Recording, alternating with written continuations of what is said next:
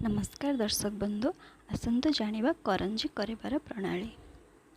प्रथमे गोटे कड़ाई को हाई फ्लेम देकी ताको गरम हवा पई छाड़ी दबा।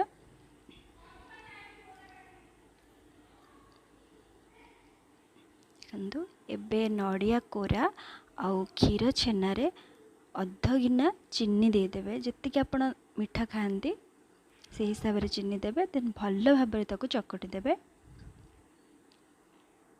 कड़ाई गरम होला परे ए मिश्रण को से पकेबे एवं पानी मरिला पर्यंत ताको भल भाव में घांटी चलिए। ध्यान रखिए जमी तल लागिकी न पड़ जाए। देखो ये ताको घांटी चलिए।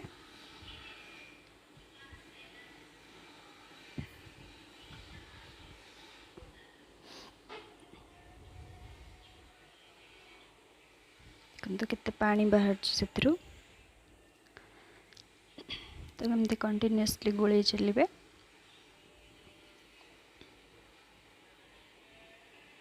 ये देखो पानी भल भाव में छाड़ी जाइए। एबे आपणक पूरटी प्रस्तुत हो जाइए। एबे से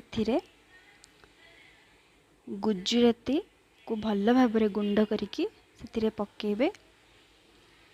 एटा भल स्वाद भी दब आ बढ़िया बासिब भी।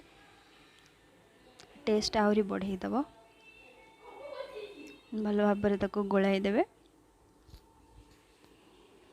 देन मैदा एवं किछि अट्टा को लेकी से अल्प टिके लुण पकेबे।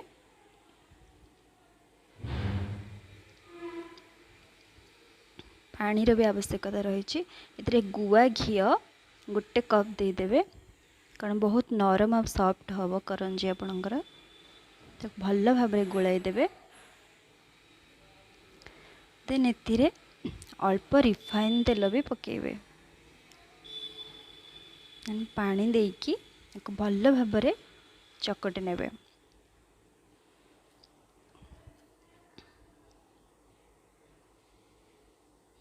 देखंतु ये भले आपण चकटी नेबे। जमती रुटी पाई अट्टा आपण चकड़ती सेमती चकटी नेबे। एबे यहाँ छोट छोट गुला करिकी आपण बेलिबे। पतला पतला करिकी बेलिबे।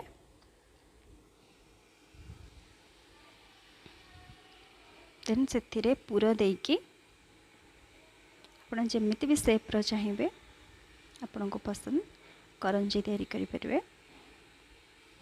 देखंतु सुंदर है। देन गैस को ऑन करी से छाणिबा पई कढ़ाई बसैबे। देन से टिके अधिक तेल देबे छाणिबा को सहज हबो।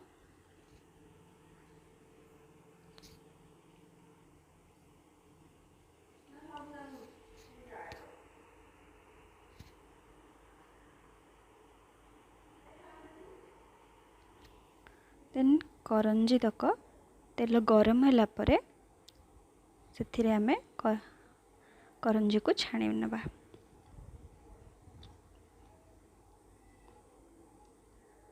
तेल भल भाव में गरम हो आपणकर। ये ताको छाणी नबा।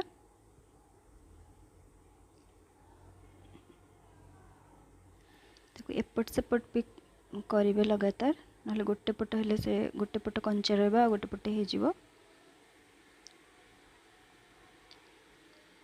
रेड पड़ला परे देखंतु एमती कलर आसीज बादामी कलर।